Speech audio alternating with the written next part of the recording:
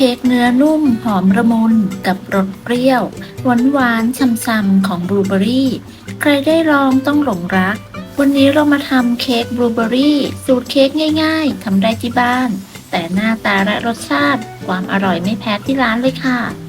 เค้กบลูเบอรี่สูตรนี้ทำง่ายมากมือใหม่ก็ทำได้ เค้กสูตรนี้ยังเหมาะกับคนที่แพ้นมวัวด้วย เพราะในส่วนผสมไม่มีส่วนผสมของนม อย่ารอช้าเราไปดูขั้นตอนการทำเลย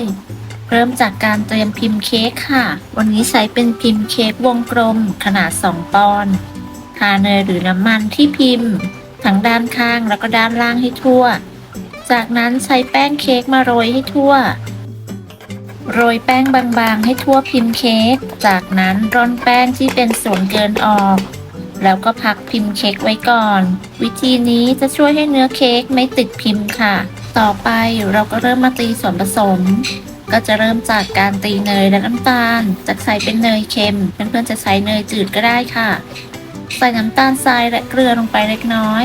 จากนั้นตีเนยและน้ำตาลและเกลือให้เข้ากัน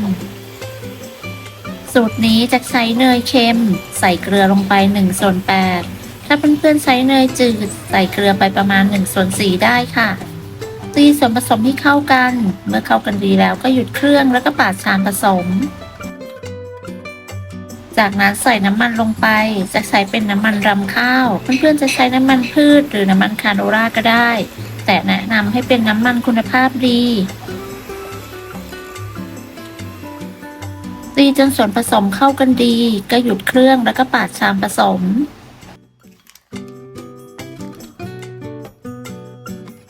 ขั้นตอนต่อไปเราจะใส่ไข่จะใส่เป็นไข่ไก่เบอร์2จำนวน2 ฟองตอกไข่ใส่ลงไปทีละ1 ฟองแล้วก็ตีส่วนผสมให้เข้ากันเมื่อส่วนผสมเข้ากันดีแล้วก็หยุดเครื่องแล้วก็ปาดชามผสม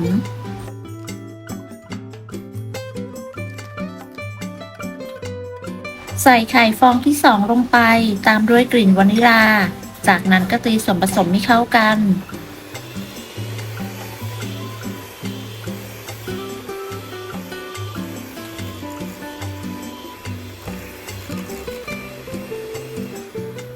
เมื่อส่วนผสมเข้ากันดีแล้วก็หยุดเครื่องแล้วก็ปาดชามผสมขั้นตอนต่อไปเราก็จะใส่ของแห้งก็จะมีแป้งเค้กนมผงสำหรับเบเกอรี่และผงฟูร่อนของแห้งทั้งหมดลงไปในส่วนผสมจากนั้นใช้ไม้พายคนส่วนผสมให้เข้ากันเพื่อป้องกันการฟุ้งกระจายของแป้งเสร็จแล้วเปิดสปีดความเร็วกลางตีส่วนผสมให้เข้ากัน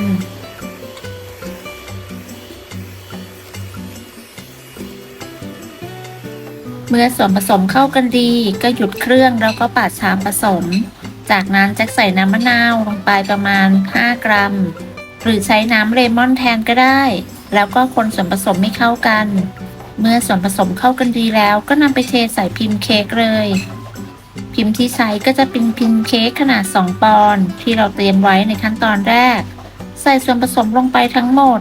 แล้วก็ใช้ไม้พายเกลี่ยให้ทั่ว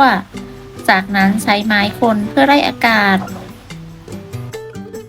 ก่อนจะไปนำเข้าอบให้โรยบลูเบอรี่ด้านบนจะใส่เป็นบลูเบอรี่แช่แข็งหรือจะเปลี่ยนเป็นบลูเบอรี่สดก็ได้ค่ะจากนั้นเราก็จะนำเข้าอบกันเลยอบที่อุณหภูมิ170 องศาใช้ไฟบนล่างไม่เปิดพัดลมใช้เวลาประมาณ40 นาทีเมื่อเค้กสุกแล้วก็นำออกจากเตาเช็คสุกด้วยการใช้ไม้สะอาดจิ้มลงไปถ้าไม่มีเศษเค้กแฉะๆติดออกมาก็คือสุกแล้วจากนั้นก็พักเค้กไว้ให้เย็นค่ะต่อไปเรามาทำเลมอนเกรสเพื่อตกแต่งหน้าเค้กกันค่ะใส่น้ำมะนาวลงไปบนในน้ำตาลไอซิ่งแล้วก็คนให้เข้ากันเมื่อคนจนเข้ากันดีแล้วก็นำไปใส่ถุงบีบเตรียมพร้อมที่จะนำไปบีบตกแต่งบนหน้าเค้กที่พักไว้จนเย็นแล้วเราก็กลับด้านเพื่อนำพิมพ์เค้กออกเค้กที่ได้จะไม่ติดพิมพ์เลยค่ะเนื้อเค้กมีความนุ่มแล้วก็หอมมากๆเลมอนเกรสที่เราใส่ถุงบีบไว้ให้นำไปตัดปลายถุงแล้วก็บีบเป็นเส้นตัดเฉียงกันแบบนี้ก็เป็นอันเสร็จเรียบร้อยแล้วค่ะจากนั้นก็ตักแบ่งทานได้เลย ค้กบลูเบอรี่สูตรนี้เป็นสูตรเค้กโฮมเมดง่ายๆ วิธีการทำไม่ยุ่งยาก มือใหม่ก็สามารถทำได้ค่ะ เนื้อเค้กมีความนุ่มแน่นหอม ได้รสชาติความเปรี้ยวของบลูเบอรี่ตัดกับความหวานของเค้กอร่อยลงตัวมากๆ ใครชอบเค้กรสชาติเปรี้ยวๆหวานๆแบบนี้ลองทำกันเลยค่ะ